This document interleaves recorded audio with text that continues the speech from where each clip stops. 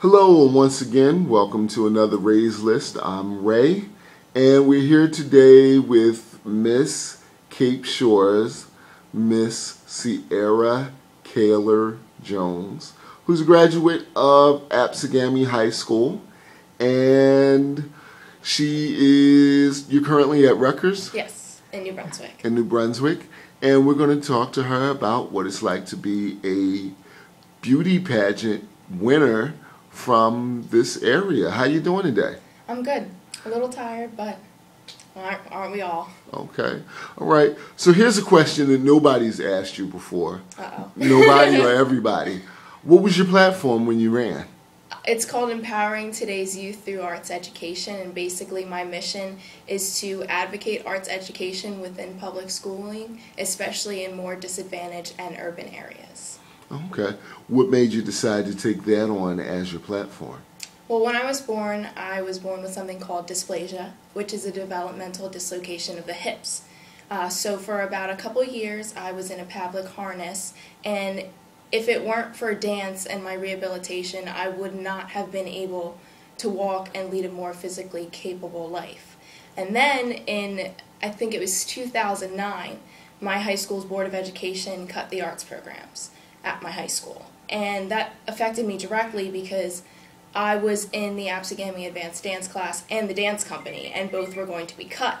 It was going to be my senior year, and I couldn't stand for that. So I went to the Board of Education meetings, and I made a few speeches, and luckily they reinstated all the arts programs. So from there, I started my platform and started working with arts education. Okay. How empowering was that to you to know that you can make a difference just by going out and speaking up and not just sitting on the sidelines and allowing that to happen? I sort of fell into it because I've always had the leadership capabilities of being able to go out and speak publicly. So my classmates made me the speaker, and I didn't know how much of a vast impact I could have until I went to the Board of Education meeting and I saw the people give me a standing ovation after I was done speaking. And by using my voice, I realized that I can do a lot more than I ever thought I was capable of. And it's so empowering to know that I can have that ability and that effect on the community. Well, how'd you get into the beauty pageant thing? Well, I had a friend that was competing in the Outstanding Teen program because there's the Miss America Scholarship Organization, and then sort of played off that as the Outstanding Teen program. So I'd go every year and I'd watch her perform, and I thought, well, that could be me. So when I turned 17, I competed for Miss Atlantic County, and 2 weeks before the pageant, my mom said to me, I said to my mom that I wanted to compete in a pageant. And she told me that I was crazy, and I said okay, and then I went in and I won as the youngest competitor. And from there, it was more of wanting to get scholarship money because I knew I needed it. And then from that, I really just fell in love with the whole organization and everything that it stood for, and now I feel like I'm stuck in it because I just love it so much.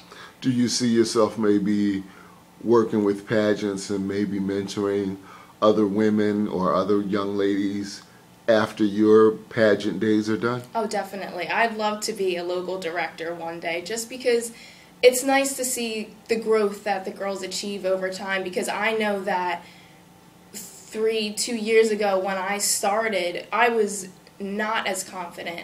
I was not able to go on stage and speak my mind like I am now, and just being able to give that to somebody else and see them empower themselves through the pageant organizations, I don't think there's anything greater than I could do.